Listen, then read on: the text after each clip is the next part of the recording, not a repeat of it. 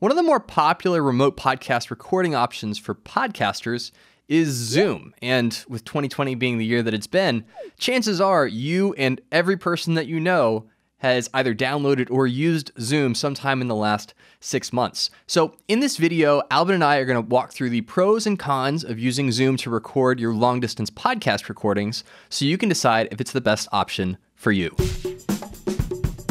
One of the best features for Zoom is just the overall simplicity. Now, it doesn't have the most beautiful UI, but it's just a lot of people who have used it. So you can send a link to almost anybody and they can just start recording. They don't need to set up an account to actually record with you. If you're interviewing someone who doesn't have access to a computer, they can just do a call in to Zoom. The audio quality is not as good, but you have that functionality. Now, one feature that you probably will not take full advantage of with Zoom is the ability to have 100 people in the meeting at the same time. If that is you, then your first order of business is kicking 96 people off of your podcast so that you can actually hear what's going on. But that is also nice with Zoom, is that you're not really going to run into a limit of the number of people that you can have on your show. Next thing we're going to talk about is video quality. So the video you're watching right now is the video from Zoom, from when Travis and I are recording this. And the nice thing is Zoom will give you the ability to download this, but it's going to be compressed. I wouldn't be surprised if there are some kind of artifacts popping up on the screen and you don't get a super crisp image. Yeah, if you are just looking for something to throw on social media to help promote the episode, or if you want to figure out an easy way to start publishing your podcast to YouTube, then posting the Zoom video is a great first step. One thing you need to know if you're recording a remote podcast interview with Zoom is you need to make sure this one feature is turned on. And that feature is the ability to record audio tracks separately. So Travis, why is this important?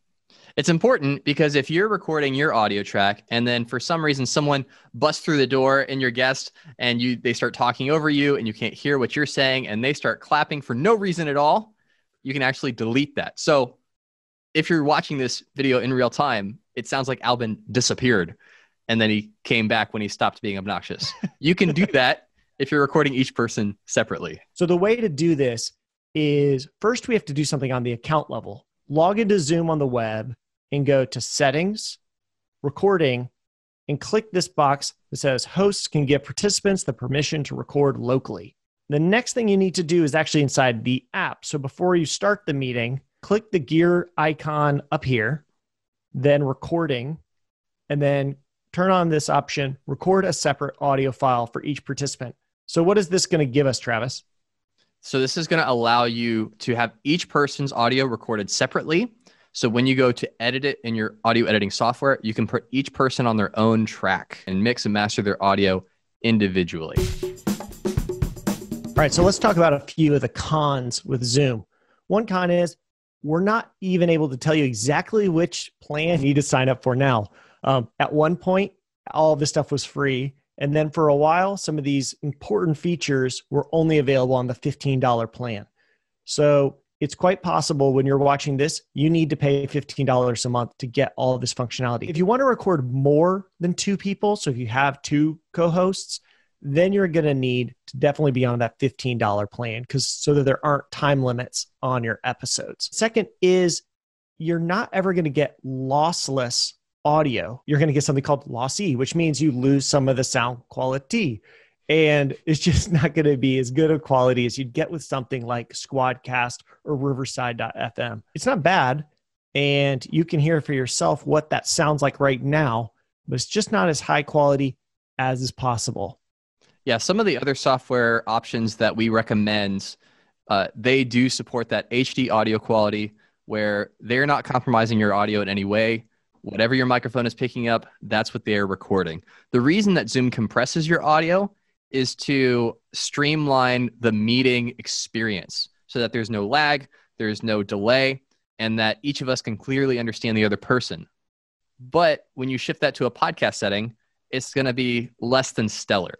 So there are some ways around it. You can record a double ender where each of you record locally on your own computer, and then use that for your final episode. And we do that quite often at Buzzsprout. But if you just need something that's easy to understand, easy to set up, easy to record, the Zoom audio is certainly passable. Zoom is hands down the budget-friendly option that I recommend the most. Whenever a new podcaster approaches me and says, hey, I need to record something long distance and I don't have a lot of money to spend, what should I do? I tell them you use Zoom. Sure, for a couple extra bucks every month, you can get some, better options as far as audio quality is concerned. But for ease of use and the ability to get up and get started, Zoom is a great option. If you've got some other tips on how to record on Zoom, let us know in the comments. We're always interested in hearing how you're doing things and ways that we could be getting better. Thanks again for watching, and keep podcasting.